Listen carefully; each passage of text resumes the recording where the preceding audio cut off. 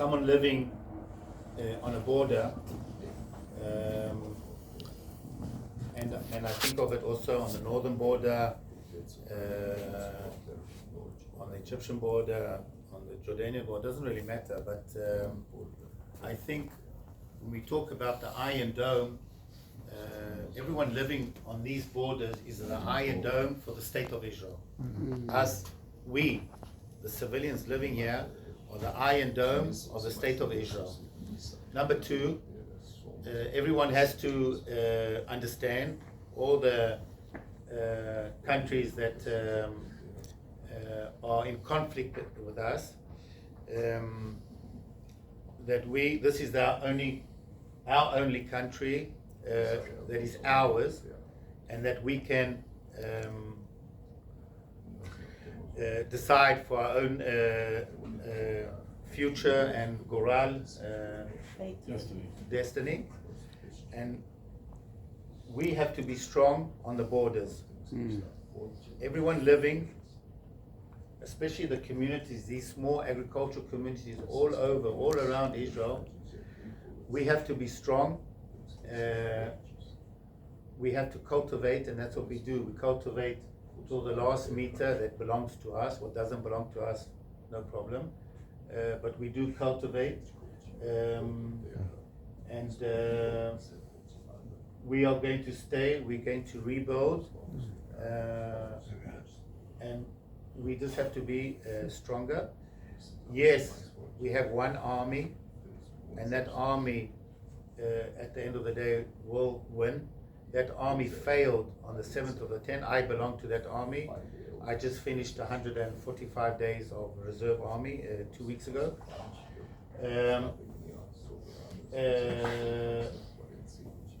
And we just need the support to be stronger, to keep also the communities.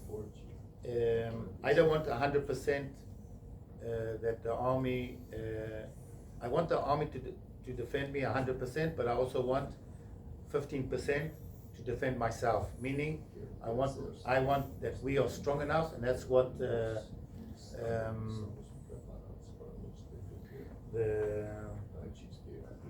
Christian Embassy has been doing for the last many years. Not only when there's problems come to help, because that's easy, but planning ahead. There's one thing that I think saved many lives, which the Christian Embassy was involved, is these Motorola's. Now, I have a lot of equipment, and there's much more equipment that I just don't have place on me, and my back is sore. After 5 months with a long rifle, I took it off. But I have a Motorola that I bought with money from Christian Embassy. I do have my cell phone that did not work that day because I hit the antennas. Wow. This works on it also is a SIM, but it works differently. And I have Mutzpan. It's like a hybrid satellite. No. Secured number, secured phone. It's a secured phone that was not given to me. I didn't have it because I'm a civilian. Civilians cannot have secured phones. It's like illegal because nobody can listen to the phone. So yeah, there's a different name. I'll remember the name, but it's anyway. There's only officers, and not every officer has a secured phone. So this I didn't have. This is the only thing I had. Now some places it didn't work.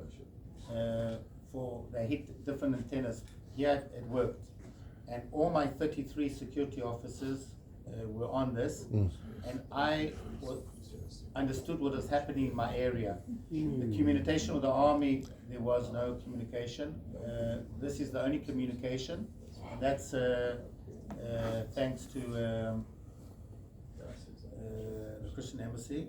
Another thing that you'll see now, that we brought two ATVs.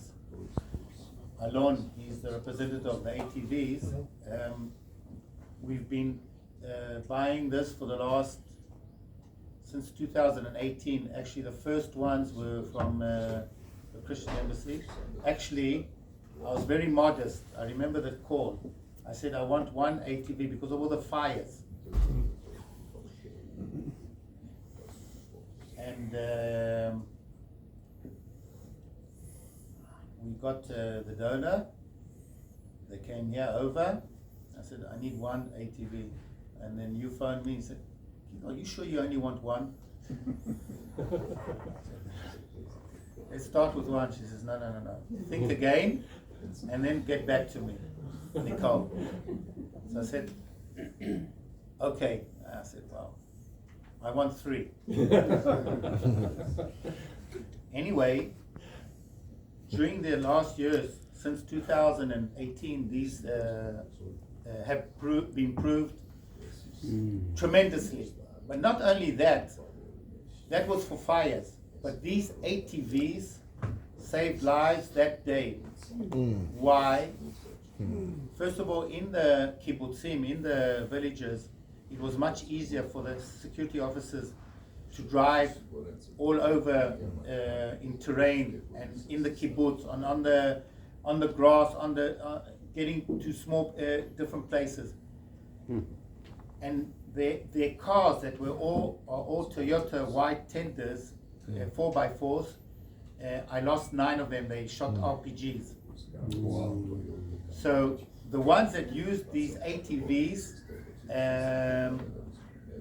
even afterwards told how it saved their lives.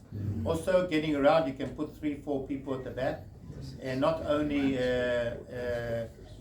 fighting gear, fire gear, but also getting from one place to another very quickly.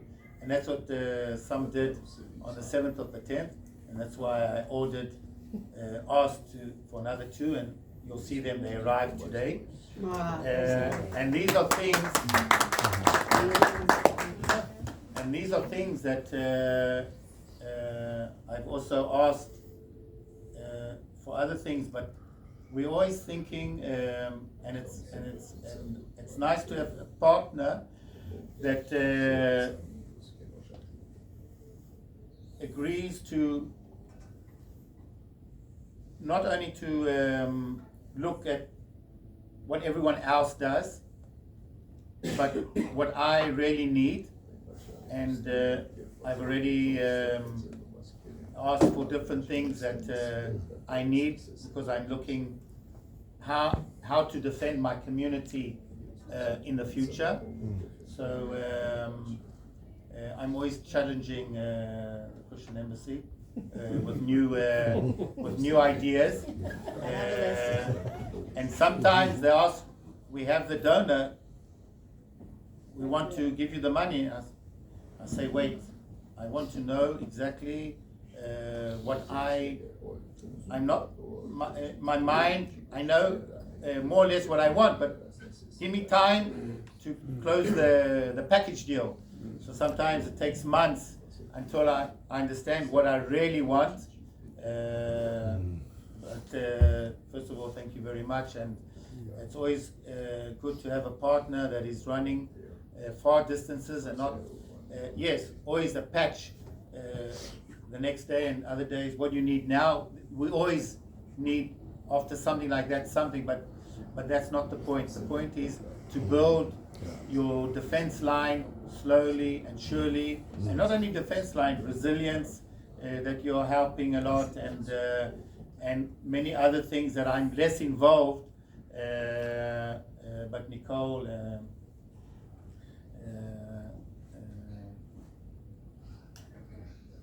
is more involved than me, and with the community, because there's a lot of things in the community that Shmuel and Nicole do that I just don't deal with. It's too much for me. But thank you very much. want to say, Elon, you're being very modest because it's true what he says. That he takes a long time to really fine tune and make sure, but that's because he's being careful to get exactly the right thing.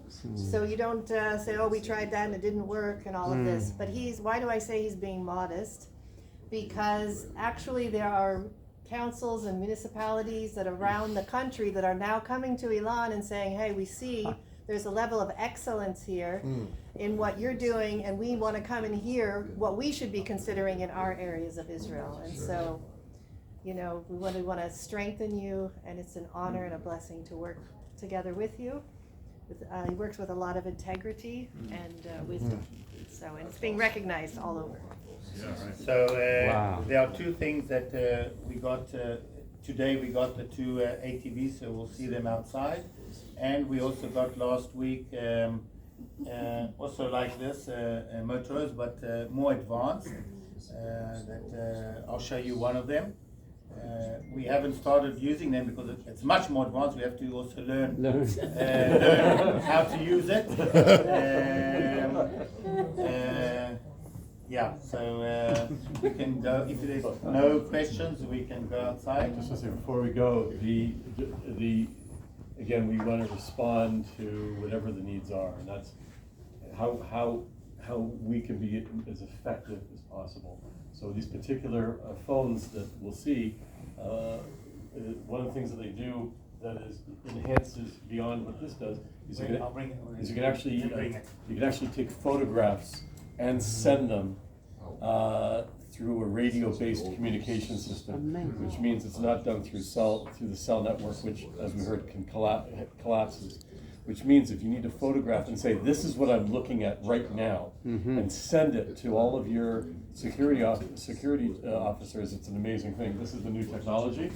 It's by, I don't work for Motorola, but it is by Motorola. It's the most advanced system that exists. And as I mentioned, it's a hybrid between an Android phone and a radio-based communication device. Takes pictures, sends messages. It's really a whole other animal. I also don't understand. How much is that? Ask Nicole. We talked about this. We're doing 1,000 per unit. $1,000 per unit. Okay, so that's this. Can we ask one more question? You can ask even two, I don't mind. No, they can't ask two. Huh? How many You questions? can't ask How was October 7th for you personally? When you woke up, what happened to you? How much time do we have? Yeah, really. Well, the regular fund. No. We have to leave at 12:15. I'll do it quickly. My colonel, the envelope, there's a division, army, it's a division, 1-star general, and there are two colonels, two brigades, two colonels. The Eshkol region is under one brigade, one colonel, and the others, with Sderot, is another colonel. My colonel on Friday, for the first time after a year and a half, brought his 6-year-old son to the base for the first time. And he asked me to give the Ranger on for the weekend, not this Ranger, I have a different one, An ATV. ATV, to drive around at 8 o'clock in the morning on Saturday the 7th. So I said, no problem, I'll wake up. I live here, 5-minute drive. The base is here, 5-minute also. So I woke up early, 6:30, before 6:15, went outside, and all of a sudden rockets at 6:25 started. My operation room is behind these curtains. Phoned me up. The colonel said, put everyone into shelters. Sent out a message, went home, and got dressed in army uniform, because usually when escalation starts, I am enlisted automatically. Put on my uniform. At 6:40, I get a telephone from the unit, from the colonel's war room, saying, Keith, Elon, there's been a multiply attack. Let your first response teams know and your security officers. Everyone must get out, equipment and on the fences. And at 6:43 in the morning, I sent that message. Automatically, when I go out, I leave here and go straight to the colonel and sit with him and talk to him and see what's happening to get a broad understand what's happening. For some reason, I don't know. You must understand that 1 hour, 700 missiles were shot into Eshkol in 1 hour. So there's a lot of things happening. I drove here to the municipality, and for some reason, I went into my armored vehicle. I have an armored vehicle that was also given by a donation, not from the army, but I have an armored vehicle. And I started driving to the colonel's base. It's a 5-minute drive here. And about 500 meters before the base, there were tens of motorbikes that the terrorists had already put on the ground on the main road and started attacking the unit. And some of them were with the motorbikes, saw me coming and opened fire on me. So because it's an armored car, and it was about 500 meters, I'm just hearing the bullets hitting the car. So I decided to turn around and come back here, and I said I'll talk to the colonel from here. So I turn around, and it's a very heavy car, it's 3.5 tons. I started driving, and 2 to 3 minutes later, I see 2 white tenders with, after we saw the pictures, about 13 terrorists in each tent, about 26 of them, coming towards me. I look to the right if I can get off the road. There's no ways I can get off the road. The territory, there's no ways. The left, they're on the left. And I'm getting closer and closer. They are not firing on me, but then I start seeing that all their faces are covered, RPGs, automatic rifles. They around 6 are in the car, and the rest 6 to 9 are standing at the back. 2 of them. But they're still not shooting at me, and I'm not going fast. I'm going about 50 kilometers per hour because I turned around and the car's heavy. And then I realized there's nothing for me to do, and I know that's the last seconds or minutes that I'm going to be around. And but they're still not shooting at me. What I understand, the armored car is also a white Toyota. It's the same as theirs. So maybe in the beginning they thought I'm one of them. But only when I passed the first one, they realized that I'm a soldier. So the second vehicle opened fire. I was very lucky that they didn't shoot an RPG, because it doesn't help. RPG would have destroyed. So they opened fire. Nothing happened to me, and I looked in the mirror to see if they'll turn around, because if they turn around, I'm finished. But they did not, because they must have had a mission. I wasn't their mission. So they didn't turn around. And I thought to myself, I hope they didn't hit the wheels, because if they hit the wheels in another minute, I'm going to be without wheels. At the end of the day, they did hit the wheels. But because of armored cars, they have these special wheels. I didn't even know about it. But only the next day, I realized that I have a flat tire. And then I saw the bullet holes. You don't even see the bullet hole. You see the bullet on the car, not in the wheel. But I realized, people told me that these are special wheels. It takes 18 hours to 24 hours till the air goes out. Wow. So I came here I managed to get here, and then I got, this is around 8:15 in the morning, I got a phone call. At that time already, all the officers, all the lieutenant colonels and the deputies and the lieutenant, I have, you're filming, so I have a lot of army here. Let's just say all the officers, high-ranking officers, were all killed or injured. So out of the six high-ranking officers, 3 were killed, 2 were injured seriously, and 1 wasn't in the area, was coming back, and this is within an hour. So I get a phone call from the deputy colonel saying, I'm injured, you're shot 4 times, I need you to come and rescue me. I said, I'm going to get ready. I was here, I'm going to get ready, I'll get into the armored car and go. But at that minute, I had to come where I'm here, and I had to collect him in a ditch over here. But at that minute, my brother, that also lives in my Mushav, drove and was fighting in this junction. And he said, I'm here fighting in this junction. So there's no ways I can go through. At the end of the day, my brother stayed here for 5 hours and shot every terrorist that tried to get into these communities.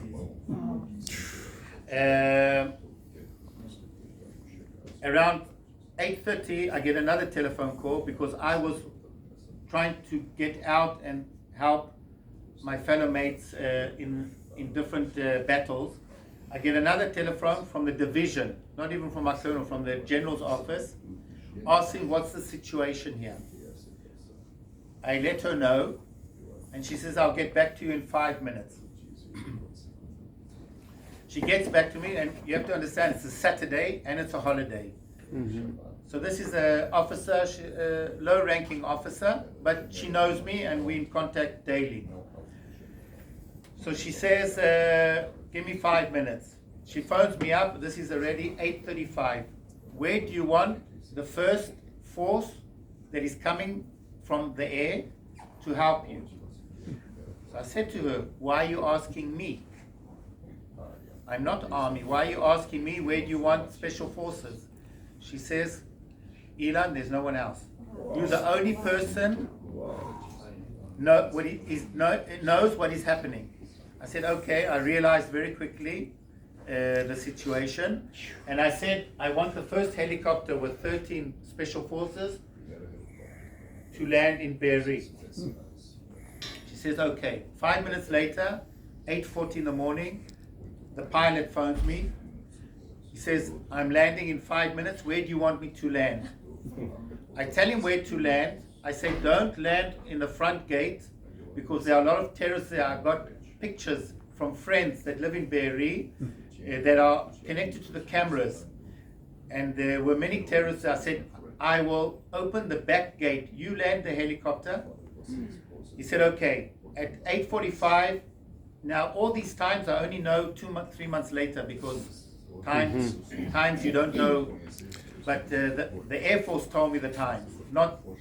I didn't know these times. The force get off the helicopter. It's special forces. The officer phones me, says, I'm next to, you'll see the yellow gate, open it please. I can open gates from all the 32 communities I can open. For some reason, I couldn't open that gate. There was no electricity. At the end of the day, they opened, they went in and started fighting.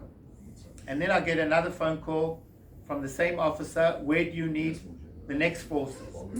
So at the end of the day, I decided not to leave this area and to connect special forces to the different communities. That's what I did most of the day.